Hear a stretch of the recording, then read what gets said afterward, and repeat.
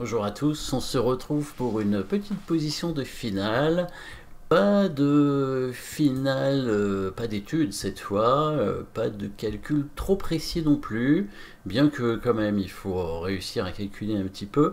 On va jouer la défense aujourd'hui avec les noirs dans cette position.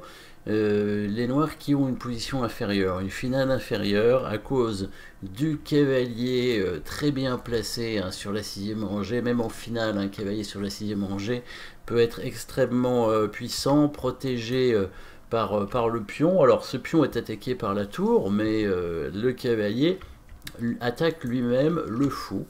Hein, des noirs, hein, le fou qui est pas très actif dans cette position.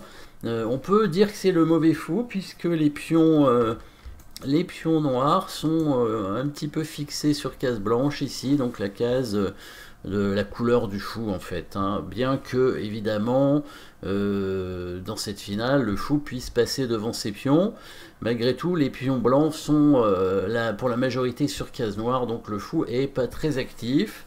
Alors ce qu'il faut savoir en finale quand même, c'est que le couple tour et fou est quand même bien meilleur que le couple tour et cavalier. Hein. Les deux pièces vont bien ensemble. Elles s'harmonisent mieux que tour et cavalier. Alors dans cette position, le cavalier est, comme on a dit, quand même suffisamment fort pour que ça fasse une différence. Donc ici, problème pour les noirs, problème principal, c'est ce fou qui est attaqué, qui n'a pas beaucoup de cases, hein, on ne peut pas le protéger. La tour est trop loin. Il pourrait éventuellement, il n'a pas énormément de cases, donc a priori il devrait aller soit sur A8, soit sur A6, hein, ce sont les deux cases à sa disposition. Dans ce cas-là, attention à la tour blanche qui ne doit pas partir tout de suite de la première rangée, hein, il y a un petit souci. C'est le mat du couloir hein, avec la tour en D1, donc il ne faudrait pas bouger la tour tout de suite. Les blancs qui devront donner en priorité une case à leur roi, probablement en poussant le pion de 2 cases pour défendre leur pion en E5.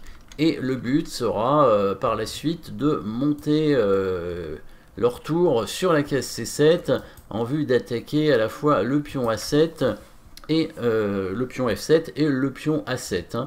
Alors on peut envisager avec les blancs de ne pas défendre le pion E5 d'ailleurs, hein, pour si on a peur que la tour noire sur la deuxième rangée puisse s'activer de façon trop forte.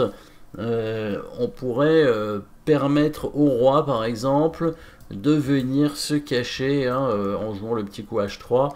Se cacher sur la case H2, puisque si les noirs prennent le pion en E5, les blancs iraient quand même sur la case en C7 avec la tour.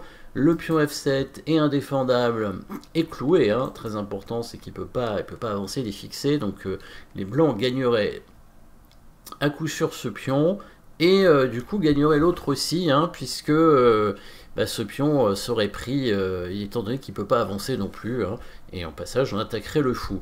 Donc ça, ce coup H3, on n'est pas obligé de le jouer quand le fou vient en A6, par contre quand le fou vient en A8, là on a un peu l'obligation de ne pas jouer en tout cas le coup F4, puisque sinon le tour en D2 viendrait faire une attaque très forte sur le pion G2 avec l'aide du fou cette fois. Hein. Là on voit que le fou et la tour s'harmonisent très bien parce que après il va y avoir des gros problèmes pour le roi blanc.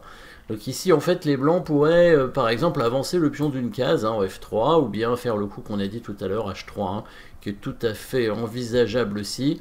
Mais le coup F3 permet un petit peu de bloquer le fou en A8 et donc si la tour prend le pion ici, la tour blanche irait en C7, viendrait attaquer ce pion qui serait pris sur échec, hein, puisqu'il serait indéfendable encore une fois.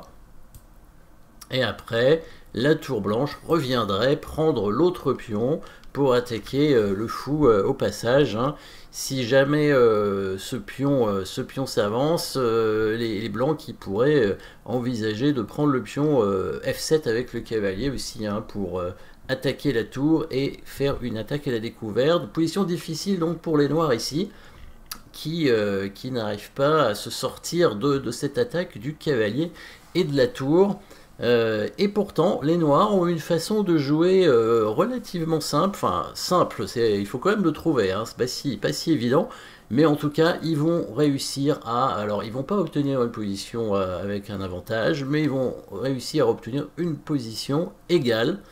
Hein, plutôt que de jouer une finale inférieure où ils ont peut-être des chances de faire nul, mais plus de chances de perdre en tout cas, les Noirs, grâce à une belle suite de coups, vont réussir à égaliser dans cette finale et jouer surtout une finale, du coup une finale de tour, hein, ça va arriver dans une finale de tour où bon, l'adversaire n'aura pratiquement aucune chance de gain.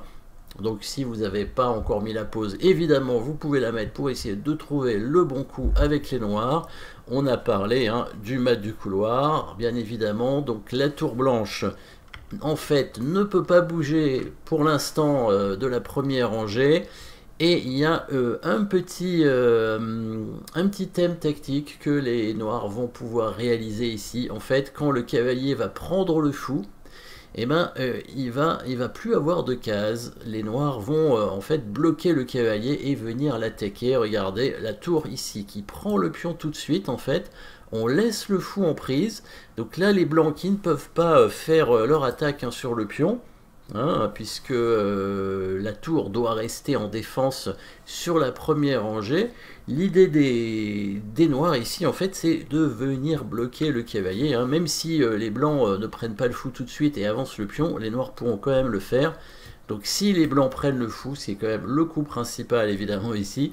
La tour revient où elle était. Donc le retour de la tour sur sa case de tout à l'heure. Et l'idée, c'est de bloquer le cavalier qui n'a plus de case. Et la tour ne peut pas l'aider, parce qu'elle doit protéger la première rangée. Donc ici, les blancs, s'ils veulent bouger leur tour, vont être obligés de pousser un pion, comme tout à l'heure, ou d'amener leur roi, peut-être, bouger leur roi en F1, hein, puisque à ce moment-là, il aura une case, évidemment, en E2. Hein. Évidemment, le roi, en finale, on veut le centraliser, on veut l'amener pour l'utiliser avec les autres pièces. Le cavalier blanc ne peut pas sortir, donc admettons par exemple le coup de roi en F1 et la tour qui vient en D7 pour l'attaquer, ce cavalier. Voilà, le cavalier qui est perdu ici, qui va être obligé de se sacrifier sur un pion noir. Donc probablement venir ici, il n'y a pas trop le choix, hein, les noirs qui vont prendre le cavalier et la tour reprendrait le pion et on obtiendrait une position égale, hein, la tour noire, hein, qui pourrait s'activer même sur la deuxième rangée, peut-être comme ça. Et la position il n'y aura pas de possibilité probablement de gagner avec les blancs. Hein. En tout cas, même si les blancs ont encore un tout petit avantage, il est vraiment minime et les noirs vont réussir normalement assez facilement à faire nul. Voilà ce genre de petite tactique qu'on peut obtenir en finale. Alors après, évidemment, la finale, elle n'est pas finie, hein, loin de là. Et il faut aussi s'apercevoir dans la position de départ que la finale qu'on peut obtenir en essayant de sauver le fou va être vraiment extrêmement inférieure. Donc la petite pointe, hein, qui n'était pas facile à trouver, hein, petite pointe pour réussir à obtenir une position équilibrée dans cette finale. Et puis normalement on devrait arriver à faire nul. Voilà, merci d'avoir suivi cette petite thème tactique de finale et à très bientôt.